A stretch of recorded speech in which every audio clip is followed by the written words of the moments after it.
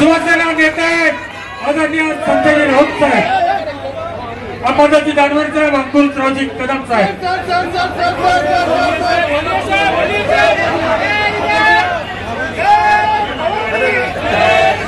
महाविकास आघाडीचा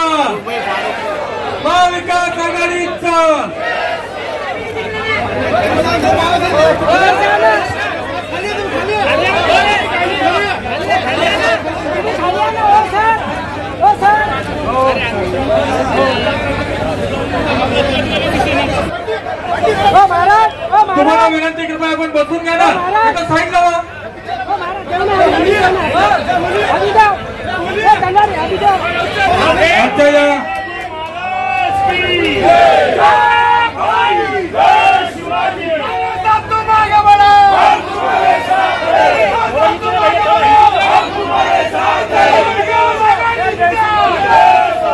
चलो बसून घ्या ना.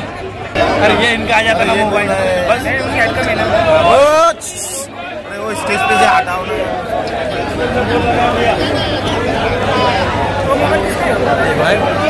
यानंतर एमजीएमचे कुलपती शरदचंद्रजी पवार साहेबांचे अत्यंत निकटवर्तीय आदरणीय अंकुशरावजी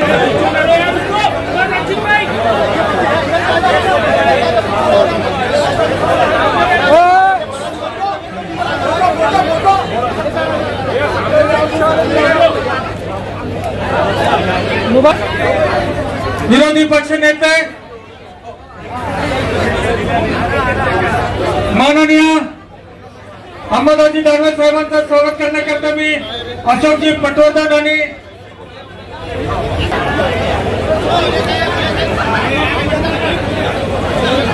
सरजी थोड़ा पीछे काँग्रेसच्या महिला आघाडीच्या सत्कार होतोय. भाई आप पीछे लो थोड़ा. संजय राउत साहब, महाविकास आघाड़ी के लोकप्रिय उम्मीदवार चंद्रकांत खैरे साहब, विधान परिषद के विरोधी पक्ष नेता अंबादास दानवे जी, मंच पे उपस्थित महाविकास आघाड़ी के कांग्रेस, राष्ट्रवादी कांग्रेस, आप, समाजवादी पार्टी, सभी घटक पक्ष यहाँ पे उपस्थित है और सामने उपस्थित प्यारे दोस्तों, भाइयों और बहनों, हमें यहाँ पर अब ज्यादा भाषण नहीं करते हुए हमें काम करना है, हमें बूथ पे काम करना है. क्या इतने लोग यहाँ पे आज प्रचार कार्यालय के लिए आए हैं? मैं समझता हूँ एक एक ने अपने एक बूथ संभालिए. हमें 300 वोट एक बूथ पे कराना है और खैरे साहब को 6 लाख प्लस से इस औरंगाबाद लोकसभा से दिल्ली तक भिजाना है. हम कांग्रेस की तरफ से हमारी पूरी तैयारी हो चुकी है, हमने पूरे बूथ तैयार कर चुके हैं. खैरे साहब, हम कांग्रेस नाना भाई पटोले के आदेश पे हम आपके साथ, महाविकास आघाड़ी के साथ, आपके साथ कंधे को कंधा लगा के हमारा पूरा पदाधिकारी, आप हमें मान सम्मान दो या मत दो, लेकिन इस देश को बचाना है, इस देश को बचाना है. ये लड़ाई देश की है, ये लड़ाई लोकशाही की है, ये लड़ाई संविधान की है. संविधान को बचाना है तो खैरे साहब को हमको चुन के लाना है और हम कांग्रेस की तरफ से हम आपके साथ कंधे को खाना लगा के काम करेंगे. और ऐसी गवाह देता हूँ, संजय राउत साहब है, हम इनको भी आश्वासन देते हैं, अंकुश कदम साहब है, हम सब कांग्रेस की तरफ से महाविकास आघाड़ी का काम करेंगे. हमारे पूरे पदाधिकारी सच्चे है, आपको चुना के लानी है. ज्यादा मैं नहीं बोलते हूँ, अपने अल्फाज खत्म कर लो. जय हिंद, जय महाराष्ट्र. आईचं आणि खैरताईंचं मी स्वागत करतो आणि सुभाषजी लोकटे साहेबांना विनंती करतो की आपण आपलं मनोगत व्यक्त करायचं. सन्माननीय व्यासपीठ, आपले उमेदवार चंद्रकांतजी खैरे या कार्यक्रमासाठी आलेल्या माझ्या बंधू भगिनी आणि भावांनो, एका बाजूला भाजप आणि सत्ताधाऱ्यांना विचाराच्या पातळीवरती विरोध करणाऱ्यांना जेलमध्ये टाकलं जातं. त्याच्यामधून ऐकून घ्या आमटेजी प्लीज, त्याच्यामधून मुख्यमंत्री सुद्धा सोबत नाही, हे लक्षात घ्या. त्यामुळं आज जमिनीवरचं वातावरण सत्ताधाऱ्याच्या विरोधामध्ये आहे. मी भारत जोडो अभियानच्या वतीने आम्ही गेले वर्षभरापासून काम करतोय. काय काम करतोय की 24च्या लोकसभेच्या निवडणुकीमध्ये भाजपच्या विरोधामध्ये जो कोणी उभा असेल त्याला पक्ष बघायचा नाही, उमेदवार बघायचा नाही. भाजपच्या विरोधामध्ये जो जो उभा आहे त्याला निवडून आणणं ही आपली जबाबदारी आहे, भारतीयांची जबाबदारी आहे. कशासाठी 2 वर्षापूर्वी दिल्लीमध्ये शेतकरी 13 महिने सत्याग्रह केला. आश्वासनं देतात, लेखी आश्वासनं दिले जातात. शेतकऱ्याच्या शेतीमालाच्या हमी भावाचा आम्ही कायदा करू. हा या ठिकाणी हा कार्यक्रम उद्घाटनाचा कार्यक्रम, कार्यालयाचा उद्घाटन कार्यक्रम इतक्या मोठ्या प्रसंगात या ठिकाणी ज्यांच्या शुभ हस्ते या कार्यालयाचं उद्घाटन झालं ते सन्माननीय माझे गुरुवर्य, महाराष्ट्राच्या नव्हे तर देशामध्ये एकदम जबरदस्त वातावरण निर्माण करणारे सन्माननीय राज्यसभेचे खासदार संजय राऊत साहेब, त्याचप्रमाणे MGMचे कुलपती माझे मार्गदर्शक आदरणीय अंकुशरावजी कदम साहेब, 80 वर्षाचे त्या ठिकाणी 80 वर्षाचे पुढे असणारे, कन्नडमध्ये आजही माझ्या परिसरात गावगावात जाणारे आदरणीय किशोर पाटील साहेब, त्याचप्रमाणे सर्व या ठिकाणी शीख समाजाला सुद्धा घेऊन ठराव पास करून घेणारे माझ्यासाठी हे आमचे दोन्हीही मान्यवर. त्याचप्रमाणे या ठिकाणी अनिल पटेलजींनी सांगितलं त्याप्रमाणे आता ते अनिल पटेलजी आता काय भाषणात ठिकाणी पण होणार नाही आपली, परंतु मैत्री आहे. आमचे अशफाक साहेब आहेत, आमचे त्या ठिकाणी काँग्रेसचे अध्यक्ष युसुफभाई आहेत, सर्व मान्यवर या ठिकाणी उपस्थित बंधू आणि भगिनी मतदान, आणि आमच्या या ठिकाणी वहिनी गाडे साहेब, गाडे वहिनी, असे सगळेजण या ठिकाणी. आता नाव सगळ्यांचं घेऊन मी तुमचा वेळ घेणार नाही, कारण आपल्या सर्वांना भाषण ऐकायचं आदरणीय राऊत साहेबांचा. मी या ठिकाणी एकच सांगेल, अनिल पटेलजी, मी अनेक ठिकाणी आणि उलट्या मी स्टँडिंग कमिटी फायनान्समध्ये असताना स्वतः मनमोहन सिंगजी आमचे मेंबर होते, प्रधानमंत्री झाल्यानंतर सुद्धा त्यांनी त्या कमिटीत होते, तर त्यांच्या समोर मी त्यांनी जे काम आम्हाला मिळून दिलं होतं त्यांची स्तुती केली. येऊन ते माझ्या पाठीमागे आले, पाठीवर थाप मारली, कारण जी समांतर जनवाहिनी यांनी बंद पाडली ती फक्त 792 कोटीची होती, पब्लिक प्रायव्हेट पार्टनरशिपची होती. ती आदरणीय शरद पवार साहेबांनी, जयपाल रेड्डींनी आणि त्याचप्रमाणे बाकी इतरांनी ही केली, कमलनाथजींनी. ह्या सगळ्या योजना त्या ठिकाणी मी ज्या आणल्या होत्या साहेब, त्या फक्त काँग्रेसच्या राज्यामध्ये मी विरोधी पक्षाचा खासदार असताना मी मिळून घेतल्या. अटलजीच्या राज्यात तर मी किंग होतो, सगळं काही त्या ठिकाणी आम्ही खूप म्हणजे मजबूत युती होती त्यावेळेस. 10 वर्ष मी काँग्रेसच्या राज्यामध्ये विरोधी पक्षाचा खासदार असताना सुद्धा कधी मी असं मला डावललं नाही किंवा शिवसेनेला डावललं नाही. त्यांनी सगळ्या योजना मंजूर केल्या. पाणी आपले समाज जी आपली सिवरेजची योजना होती, मी कमलनाथजीचा हात पकडला आणि सही करा म्हटलं इथे. अरे करतात नाही, करू हात पकडून, बाकी कोणाचा हात पकडू शकतो का मी आताच्या ह्याच्यात. पूर्ण 5 वर्ष मी NDA मध्ये काम केलं, कुठलीही मदत त्यावेळेस आम्हाला केली नाही. कोणताही मंत्री काम करायला पण तयार नव्हता, धजत नव्हता. माझे मित्र गडकरीजी त्यांना इथे आणला. आता अंबादासजी दानवे साहेबांनी सांगितलं ते बरोबर आहे. अंबादासजी दानवेंनी एक आंदोलन करणार होते, मिळणं जाऊ दे वगैरे, आपल्याला अजून पुढचं मिळणार नाही, करू नको. अटलजीच्या काळामध्ये त्या ठिकाणी अटलजीच्या जन्मदिवसानिमित्त 25 तारखेला 2015ला 17,500 कोटीच्या कामाचं भूमिपूजन केलं. हे सगळं मी आणलेलं होतं आणि माझ्या विनंतीला मान देऊन त्यांनी ते मान्य पण केलं होतं गडकरींनी. नंतर मला ते बोलले की काही काळजी करू नको, मी हे सगळं काम करतो. म्हणजे पहा बरं काय, 6 महिन्यानंतर त्यांना लॉबीमध्ये भेटलं का हो, ते अजून काही काम सुरू झालं नाही. क्या करना, मेरे को मेरे बाबा ने मेरे पंख छाट दिए, मेरे बाबा ने मेरे पंख छाट दिए. मेरे को किसी भी हालत में मेरी सब पूरा चेयरमैन बदला NHI का, मेरा सेक्रेटरी बदला.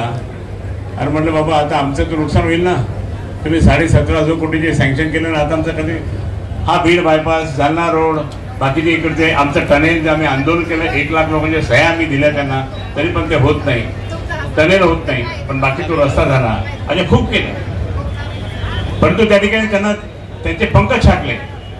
पंख छाटून त्या ठिकाणी मी सांगतो गडकरीला बाजूला केलं आणि आता काय परिस्थिती आहे. पण हे सगळं असताना माझं तर मराठवाड्याचं नुकसान झालं, कारण विदर्भामध्ये त्या ठिकाणी त्यांनी खूप म्हणजे रस्ते मोठे केले, पण आपले मराठवाड्याचे नाही केले. हे सगळं असताना त्या ठिकाणी मी एकच सांगेन की काँग्रेस सरकारमध्ये मला त्या ठिकाणी मान सन्मान होता. काँग्रेस सरकारमध्ये त्या ठिकाणी माझे सगळे सोडवणे साहेब, संपूर्ण त्या ठिकाणी शरद पवार साहेबांनी, जयपाल रेड्डींनी आणि स्वतः प्रधानमंत्री मोदयांनी, मला स्वतः शरद पवार साहेब घेऊन गेले प्रधानमंत्र्यांकडे. मग मी सांगायला लागलो साहेब की कॅबिनेट में लेना पडेगा. अरे मैं खूप कॅबिनेट हूँ चंद्रकांत जी, काम करून करीत जाते. 5 दिवसात त्या ठिकाणी ती सँक्शन झाली. पण इथे मात्र MIM आणि भारतीय जनता पार्टीने त्यांना असं वाटलं की हे सगळं श्रेय कोणाला जाईल, शिवसेनेला जाईल. मुद्दाम त्या ठिकाणी त्यांनी ते बंद केलं. MIM तर तुम्हाला माहिती आहे. मी तुम्हाला एकच सांगतो, एकच गोष्ट तुम्हाला सांगतो. काल सुद्धा मी खूप मोठ्या मीटिंगमध्ये होतो. किरमाणी यांनी मीटिंग ठेवली होती. त्यांनी स्वतः मी काय काम केलं ते सांगितलं. परंतु प्रत्यक्षात मी या ठिकाणी सांगतो की आजची परिस्थिती काय आहे. ज्यावेळेस मी 1990ला पहिला हिंदू आमदार झालो, त्या दिवशीपासून तर 28 वर्ष या जिल्ह्यामध्ये दंगली होऊ देणार नाही. शिवसेनेच्या माध्यमातून झाले, एकही दंगल झाली नाही, सगळं शांततामय वातावरण झालं. आणि त्या काळामध्ये अनिल पटेलजी दिल्ली मुंबई इंडस्ट्रियल कॉरिडॉर मी त्या ठिकाणी काँग्रेस सरकारने घेतला. DMIC हे काय करतील, आणि DMIC मध्ये त्या ठिकाणी मी आमचे मित्र जे आहे ना त्यावेळेसचे, किया मोटर ही येणार होती. किया मोटर आली असते तर 10,000 डायरेक्टली एम्प्लॉयमेंट क्रिएट झालं असतं. हे मी लोकसभेत सुद्धा भाषण केलं होतं. मी लोकसभेत भाषण केलं त्यांनी. काय होतं त्यावेळेस लोकसभेत भाषण आम्ही करायचो, त्यावेळेस काही मीडिया नव्हता, सोशल मीडिया. फक्त चंद्रकांतजी खैरे यांनाच आपल्याला मतदान करायचं आहे, हे सगळ्यांनी लक्षात ठेवावं, एवढंच मी सांगतो. राऊत साहेब त्याच्याकरता आलेले आहेत. मी त्यांचं भाषण ऐकण्याकरता मुद्दाम इथं आलो, एवढंच तुम्हाला सांगतो. कुलस्वामी न्याय तुळजा भवानी, सह्याद्रीचा जाणता राजा छत्रपती शिवराय, हिंदुहृदय सम्राट शिवसेना प्रमुख श्रीमान बाळासाहेब ठाकरे यांना मानवंदना. आजच्या या महाविकास आघाडीच्या आणि आदरणीय खैरे साहेबांच्या प्रचार कार्यालयासाठी उपस्थित असलेले, ज्यांना 100 दाऊद आणि 1 राऊत म्हणून ओळखलं जातं, ते आदरणीय संजय राऊत साहेब, शिवसेना नेते माननीय चंद्रकांतजी खैरे साहेब, आदरणीय बाबूरावजी कदम साहेब इथं उपस्थित आहेत, नामदेवरावजी पवार, उदय भाऊ, सर्व नाव अर्ध्या लोकांचे घेता येईल, मला काय 100% लोकांचे घेता येईल समोर बसलेल्यापैकी. उपस्थित सर्व महाविकास आघाडीचे सगळ्या पक्षांचे प्रमुख पदाधिकारी, माता भगिनी आणि बांधवांना, खरं तर राऊत साहेबांना ऐकायला आपण सगळे आलेलो आहोत. त्यामुळं नंदू सेठ म्हणले आपल्या शैलीत, आपली शैली अजून महिनाभर आपल्याला दाखवायची, कारण यांना थैलीत आपल्याला बंद करायचं आहे समोर त्यांना सांगायचं. कारण आपण 15-20 दिवसापासून प्रचार सुरू केला, समोरच्याला अजून उमेदवार सापडला. पहिली गोष्ट तर कोणत्या पक्षाला तिकीट मिळणार आहे हेच माहिती नाहीये. दुसरी गोष्ट मिळालं तर उमेदवार कोण आहे माहिती नाहीये. दारूवाल्याला द्यायचं, बरोबर का नाही, दारूचे ज्याच्या दुकान आहे उजोगराव आपले, त्याला काय चव आहे म्हणणार त्याला द्यायचं.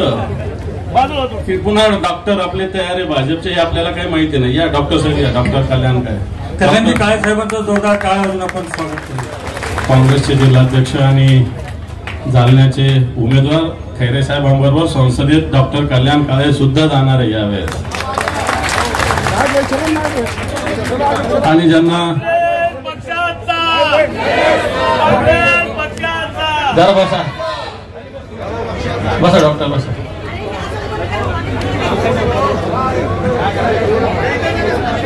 ऋषी कल्याण काळे साहेबांचा सत्कार करू. ऋषी खैरे नंतर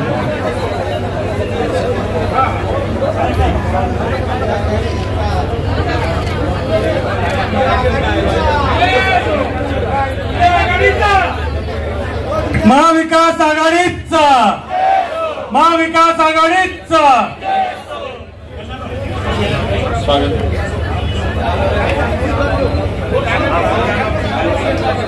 काय बोलतो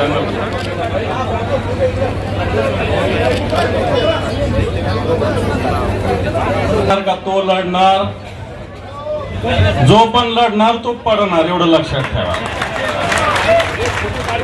आणि म्हणून आता ज्याला ज्याला लढायची इच्छा आहे ते घरात आरामशीर बसलेले आहेत, एसी मध्ये हवा खात. पण तो हा संभाजीनगर शिवसेना प्रमुखाच्या विचारांचा सातत्यानं बालेकिल्ला राहिलेला आहे.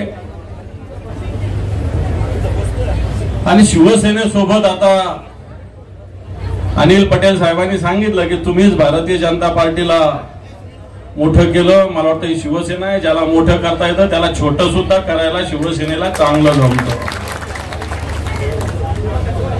आणि म्हणून येणाऱ्या काळामध्ये जी लढत आपली होणार आहे संभाजीनगरची,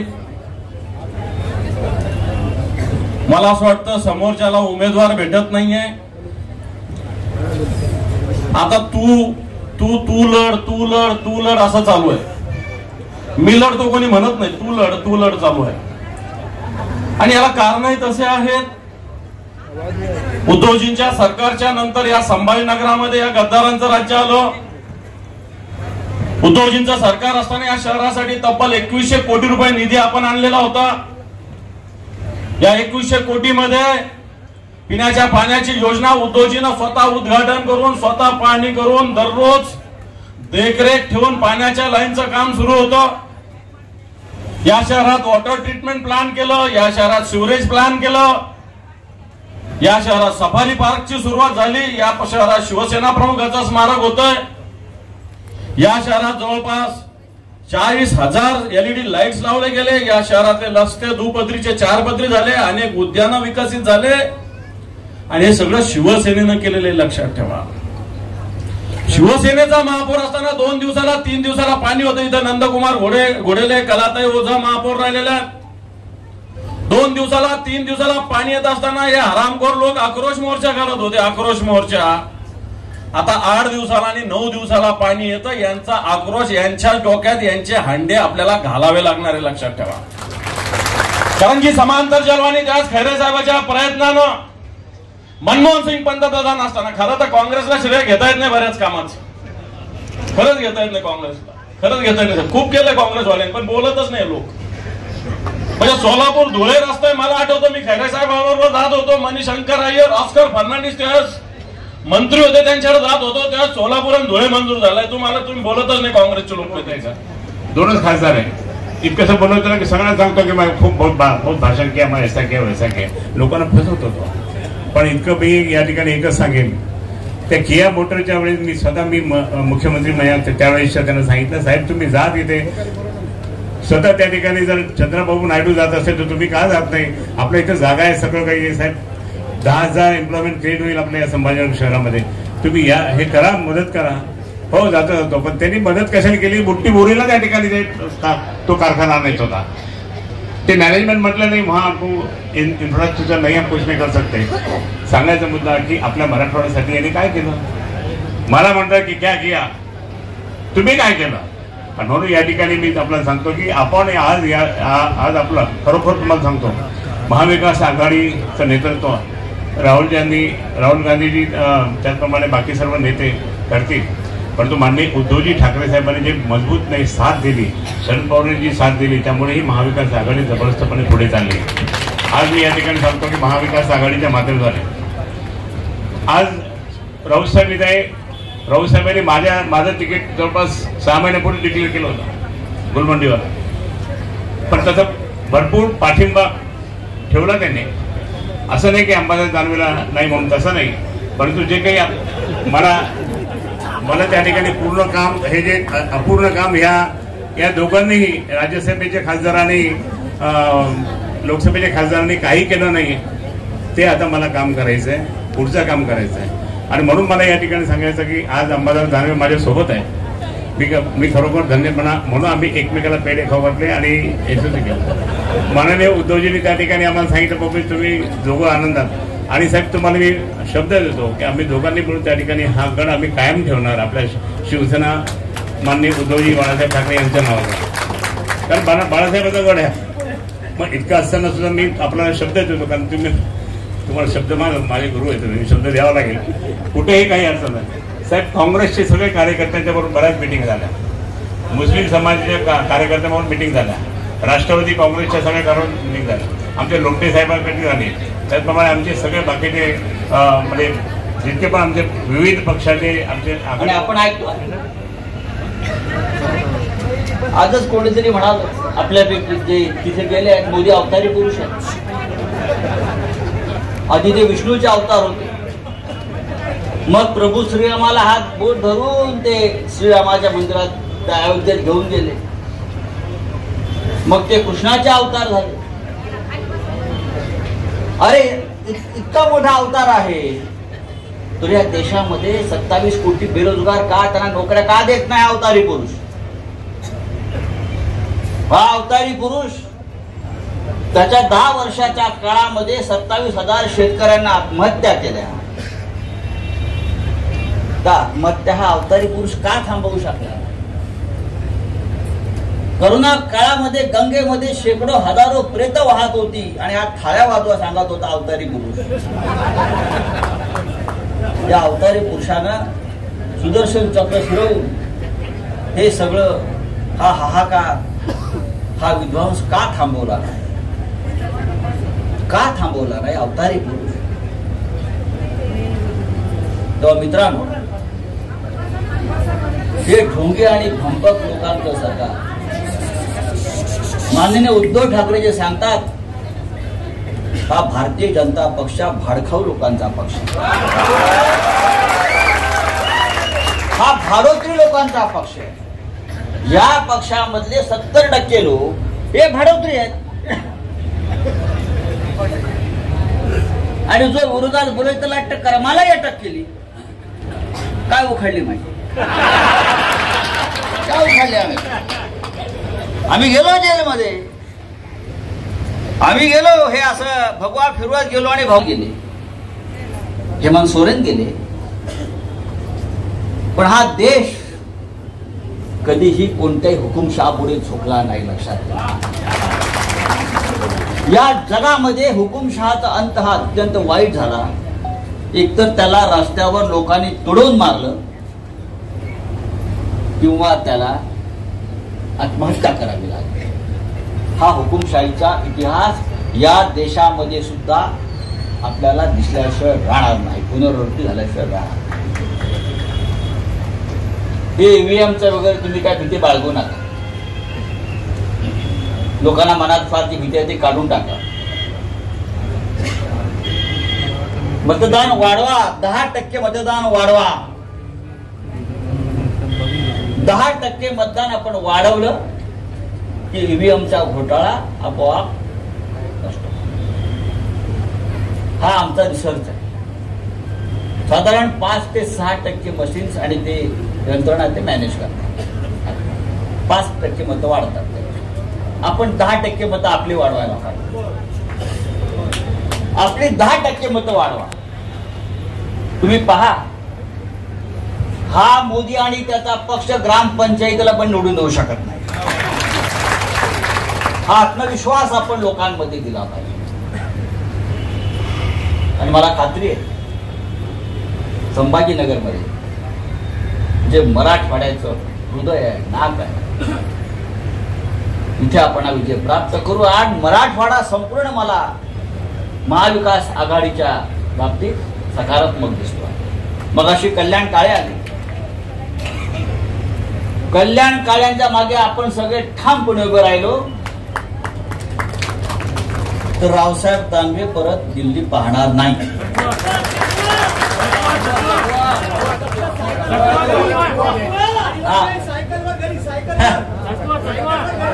ना आपण त्याला वाटलं मर्सिडीज मध्ये पाठवून घरी पाठवलं. आता या मराठवाड्यामध्ये नांदेड असेल, लातूर असेल, परभणी असेल, हिंगोली असेल,